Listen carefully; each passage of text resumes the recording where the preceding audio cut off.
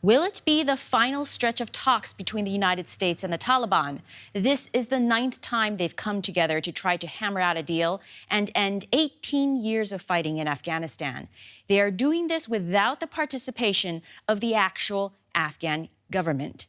Here are the 4 major issues being looked at: the withdrawal of foreign troops, mostly Americans, a ceasefire, counter-terror guarantees, and the promise by the Taliban to engage in intra-Afghan talks. Before we get into what any of that means, here's a quick reminder of the rise, fall, and resurgence of the Taliban. The Taliban emerged in the early 1990s.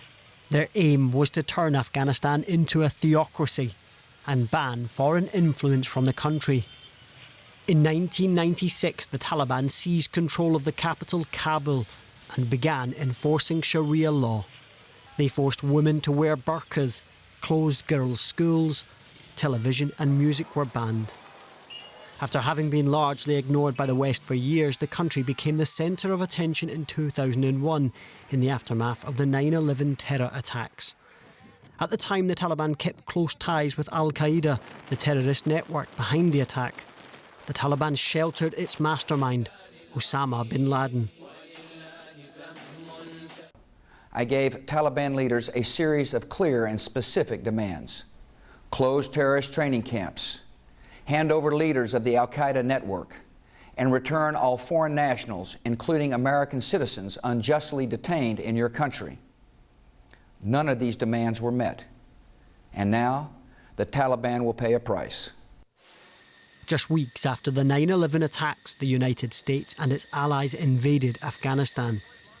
The US-led alliance brought a new president to power and funneled billions of dollars of aid into the country.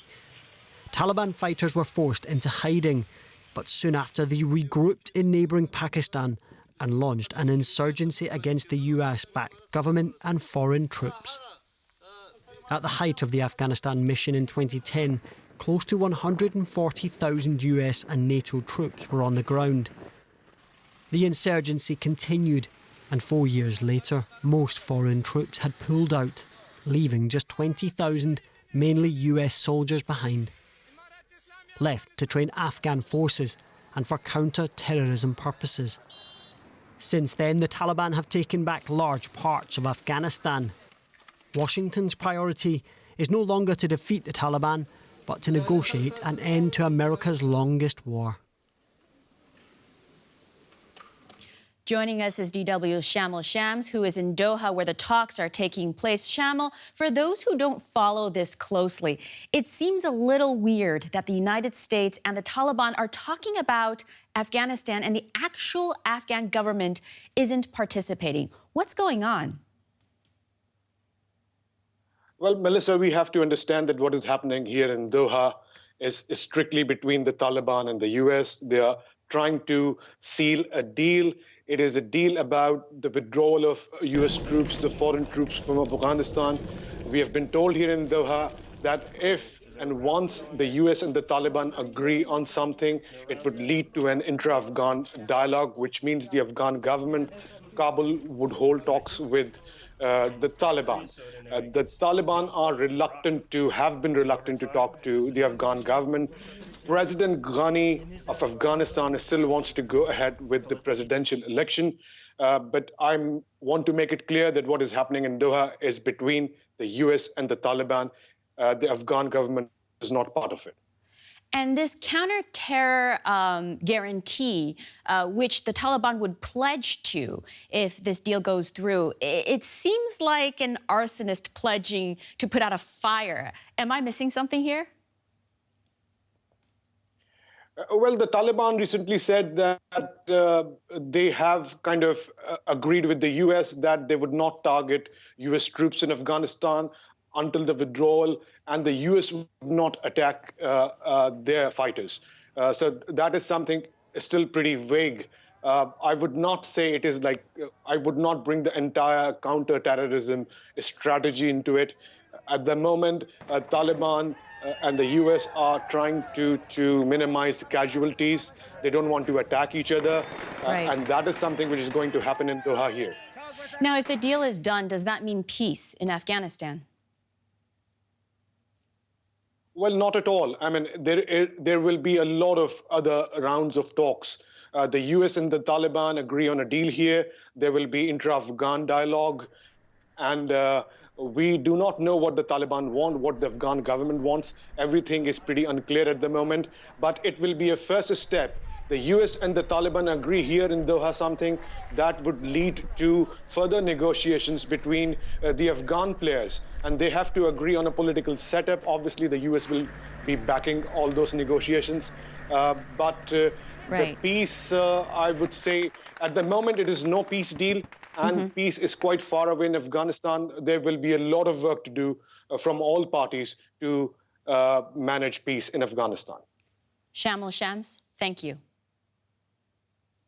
Thanks very much, Melissa. So men at tables in Doha managing an end to this conflict, an ending that women on the ground in Afghanistan have much stake in, but little to no voice.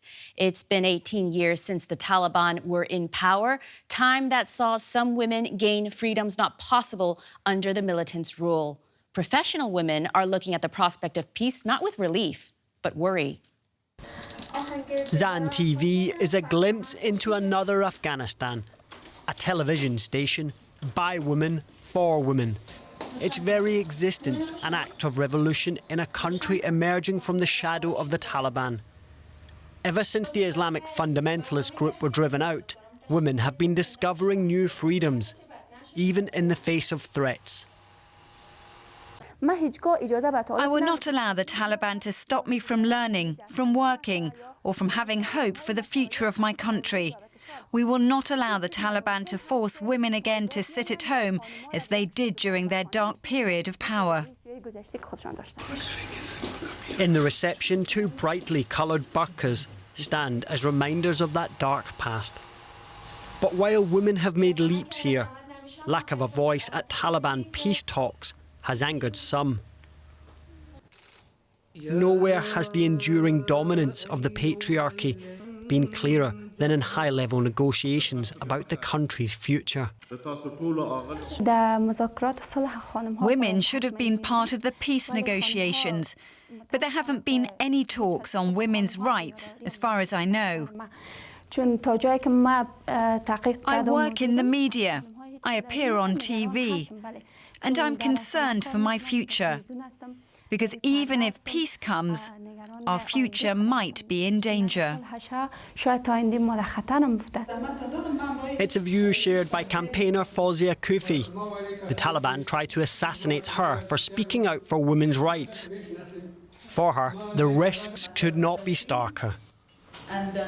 I think the new generation of Afghanistan, the transformed generation of Afghanistan, will not be able to accept this kind of approach and behavior. And therefore, I think this is a major issue, a major challenge, I would say, post-Taliban reintegration, Taliban peace process would be how do we smoothly ensure that these Taliban fighters integrate the system with a respect to the values that people of Afghanistan believe in.